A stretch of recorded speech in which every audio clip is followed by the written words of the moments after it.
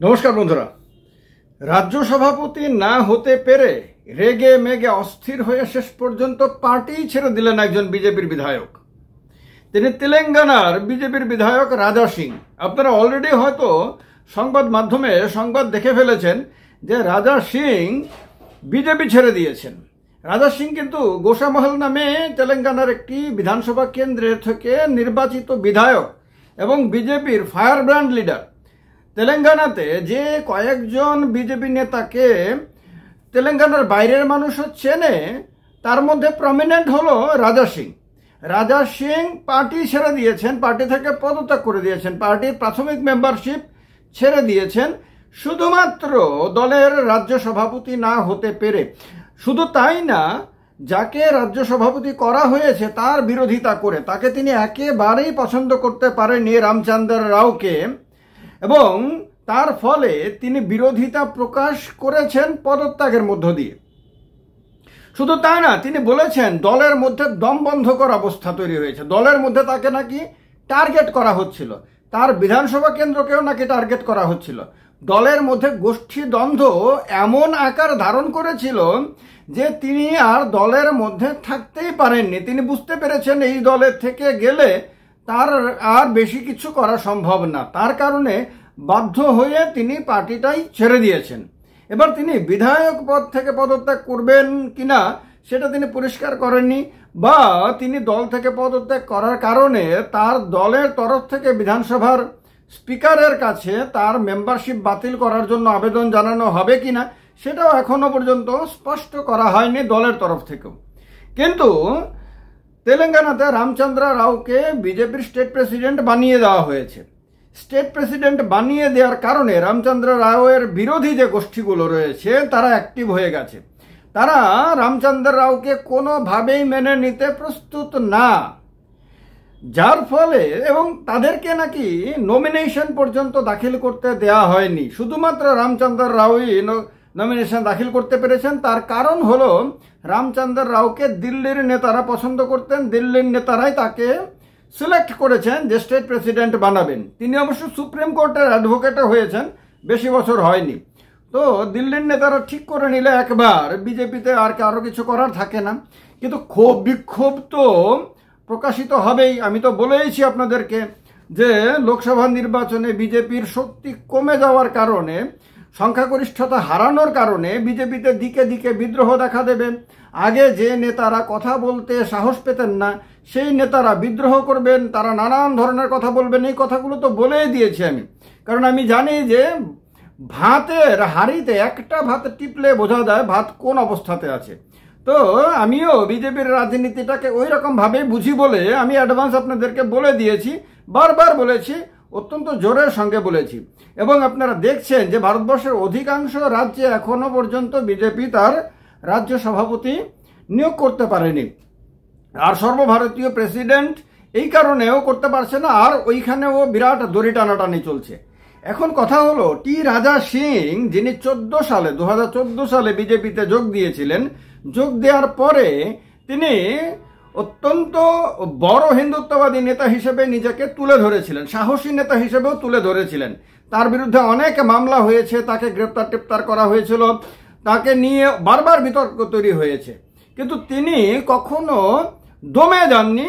যতবারই তার বিরুদ্ধে অ্যাকশন হয়েছে ততবার তিনি আরও বেশি শক্তি নিয়ে ময়দানে ঝাঁপিয়েছিলেন। এর কারণে তার একটা প্রবল জনপ্রিয়তাও তৈরি হয়, হিন্দুত্ববাদী নেতা হিসেবে তার একটা পরিচিতি তৈরি হয়। এটি রাজা সিংয়ের সঙ্গে একবার গোয়াতে একটি ইন্টারন্যাশনাল কনফারেন্সে আমিও ছিলাম, সেখানে রাজাও আমন্ত্রিত অতিথি ছিলেন, আমিও আমন্ত্রিত অতিথি ছিলাম, এবং সেই কনফারেন্সে আমরা দুজনে বক্তব্য রেখেছিলাম। সেই রাজা সিং এখন আর বিজেপিতে নেই, বিজেপি তিনি ছেড়ে দিয়েছেন। কিন্তু বিজেপি ছেড়ে দিয়ে তিনি যে কথাগুলো বলেছেন সেই কথাগুলো খুব ইম্পর্টেন্ট। সেগুলো কি? তিনি বলেছেন দলের মধ্যে নাকি তাকে টার্গেট করা হচ্ছে। ভাবা যায়, একটা দল, যে দল দেশকে সারা পৃথিবীতে এগিয়ে নিয়ে যাওয়ার জন্য নাকি প্রতি মুহূর্ত নাকি কাজ করছে, সেই দলের ভেতরে একজন নেতাকে টার্গেট করছে বাকি গোষ্ঠীর নেতারা। এটা ভাবা যায় না? তো ভাবা যায়, কিন্তু আজকের বিজেপিটা তাই হয়ে গেছে। তাই হয়ে যাওয়ার ফলে এখন দল থেকে বেরিয়ে তিনি এই কথাগুলো বলছেন। তো এখন বাকিরাও যারা ক্ষুব্ধ হয়ে আছেন, যেমন বিআরএস থেকে একজন নেতা এসেছিলেন আপনার বিজেপিতে, এতেলা রাজেন্দার। এই এতেলা রাজেন্দারও চেয়েছিলেন বিজেপির স্টেট প্রেসিডেন্ট হতে। তিনিও খুব চেষ্টা করেছেন, দিল্লি টিল্লি করেছেন, লবিবাজি করেছেন, কিন্তু শেষ পর্যন্ত তারও ভাগ্যে শিকে ছেড়েনি। ফলে তিনিও প্রচণ্ড অসন্তুষ্ট হয়ে আছেন। দল ছাড়বেন কিনা এখনো পর্যন্ত তিনি স্থির করেননি। দলের প্রেসিডেন্ট হতে চেয়েছিলেন বান্দি সঞ্জয় কুমার, যিনি প্রাক্তন কেন্দ্রীয় মন্ত্রী। তিনিও রেগে মেগে অস্থির হয়ে আছেন। এখন তিনিও দল ছাড়বেন কিনা কেউ জানে না। আরেকজন এমপি ধরমপুরি অরবিন্দ, তিনিও প্রেসিডেন্ট হতে চেয়েছিলেন। তারা কেউ প্রেসিডেন্ট হতে পারেননি, তাদেরকে তো নমিনেশনই জমা দিতে দেওয়া হয়নি। তো সুতরাং তারা এখন রাজা সিংয়ের আপনার মানে পদচিহ্ন অনুসরণ করে দল ছেড়ে দেবেন কিনা সেটা নিশ্চিত না।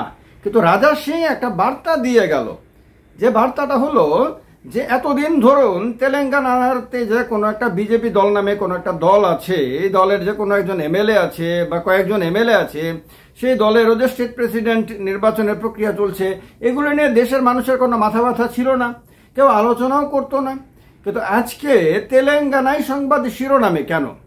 শুধুমাত্র বিধায়কের দলত্যাগ করার কারণে এবং দলের ভেতরের গোষ্ঠীদ্বন্দ্ব প্রকাশ্যে আসার কারণে।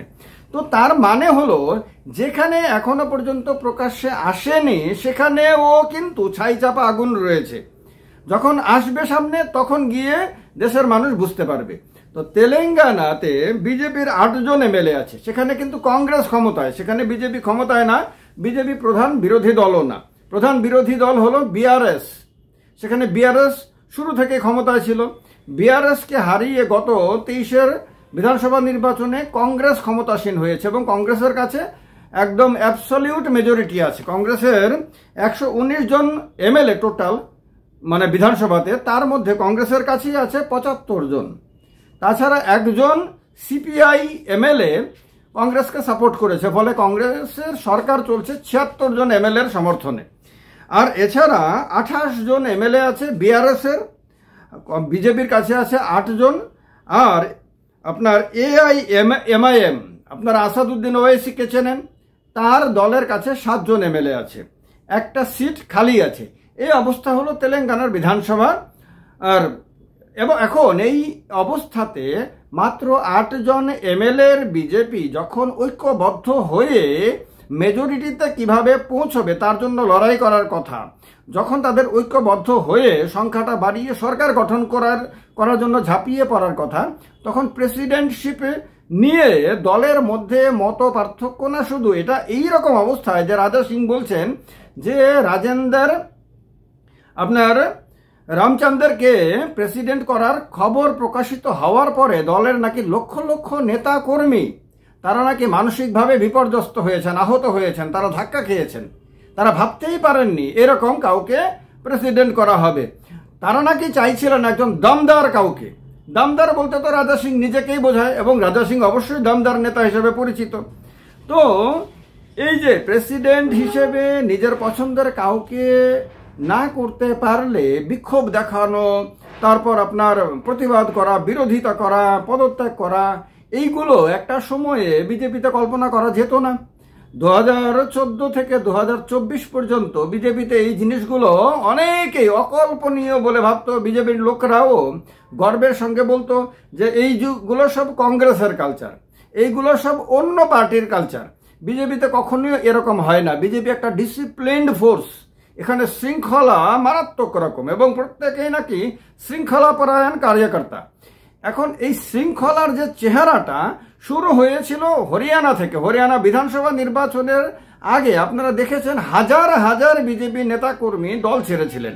এরপরে মহারাষ্ট্রে এরকম হয়েছিল, দল ছাড়ার ঘটনা ঘটেছিল, ঝাড়খণ্ডে ঘটেছিল, আপনার জম্মু কাশ্মীরে ঘটেছিল এরকমভাবে। এছাড়াও তো উত্তরপ্রদেশে দল ছাড়ার ঘটনা ঘটেছে, আপনার আসামে ঘটেছে, পশ্চিমবঙ্গে ঘটেছে, বিহারে ঘটেছে, সেগুলি বিভিন্ন সময়ে আলোচিত হয়েছে।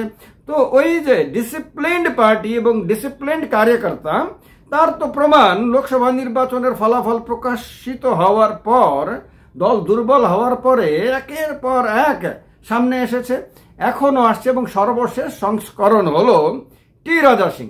টি রাজা সিং আস্ত বিজেপিটাকেই নাড়িয়ে দিয়েছেন। তিনি বলেছেন যে দলের মধ্যে তাকে এবং তার বিধানসভা কেন্দ্রকে নাকি টার্গেট করা হয়েছিল, অর্থাৎ দলের বাইরে তাদের কেউ শত্রু না। এমনিতে রাজনীতিতে কি হয়, একটা দল তো তার আরেকটা দলের বিরুদ্ধে লড়াই করে এবং ধারণা করে আরেকটা দল তার বিরুদ্ধে ষড়যন্ত্র করবে, তাকে হারানোর জন্য, তাকে পদক্ষমতাচ্যুত করার জন্য, তার ইমেজটাকে নষ্ট করার জন্য এগুলি করবে। এগুলি হয় রাজনীতিতে, সবাই জানে এগুলি। কিন্তু বিজেপির অবস্থা হলো এই যে বিজেপিতে সব নেতারাই দলের মধ্যে আশেপাশে বসে যারা আমরা এক পরিবার, আমরা এক এবং ঐক্যবদ্ধ, এই কথাগুলো যে বলে দেবতুল্য কার্যকর্তা, আর আপনার ওই যে বলে না ভগবান তুল্য নেতা, যদি ভগবান তুল্য কথাটা উইদিন ব্র্যাকেট এগুলো উচ্চারণ করে না, মনে মনে রাখে আর কি। তো এই দলের মধ্যে এই অবস্থায় পৌঁছে গেছে যে এখন প্রত্যেকেই তার পাশের জনের সঙ্গে তো হাসি মুখে ছবি তো ঠিকই তুলছে, মিটিংয়ে বসে তো একজন আরেকজনের প্রশংসায় পঞ্চমুক্ত হচ্ছে ঠিকই, কিন্তু মনে মনে একজন আরেকজনকে সন্দেহ করছে, একজন আরেকজনকে টেনে নামানোর চেষ্টা করছে, একজন আরেকজনের রাজনৈতিক ক্যারিয়ারটাকে কিভাবে আপনার শেষ করে দেওয়া যায় সেটা ভাবছে। এবং রাজা সিংয়ের কথা থেকে এখন সারা দেশের মানুষের কাছে এই বার্তাটা পরিষ্কার হয়ে গেছে।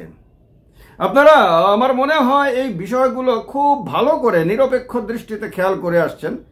আমি এখানে কোনো একটি রাজনৈতিক দলের কর্মীদের কথা বলবো না, সব রাজনৈতিক দলের কর্মীদেরই বলবো, কারণ এই ধরনের চিত্র অতীতে এবং বর্তমানে প্রায় সব রাজনৈতিক দলের মধ্যেই কম বেশি থাকে। তবে অন্য দলগুলো এত বেশি ডিসিপ্লিনের কথা বলে না, এত এরকমভাবে ভগবান তুল্য কার্যকর্তা বলে না, একটা পার্টি একটা পরিবার এই সমস্ত কথাগুলো বলে না। তারা পরিষ্কারভাবে বলেন রাজনীতি রাজনীতি। কিন্তু যে দল বলে এক আর তার ভেতরের চিত্র আরেক, সেই দলের ভেতরের অবস্থা নিয়ে তো অবশ্যই আলোচনা করা উচিত। আর এইটা ওই দলের কর্মীদেরও রাজনীতি, ভবিষ্যৎ রাজনীতির জন্য জানা একান্ত আবশ্যক। ভিডিওটা ভালো লাগলে লাইক করে শেয়ার করে দেবেন অবশ্যই, আর ভালো থাকবেন। জয় হিন্দ, বন্দে মাতরম।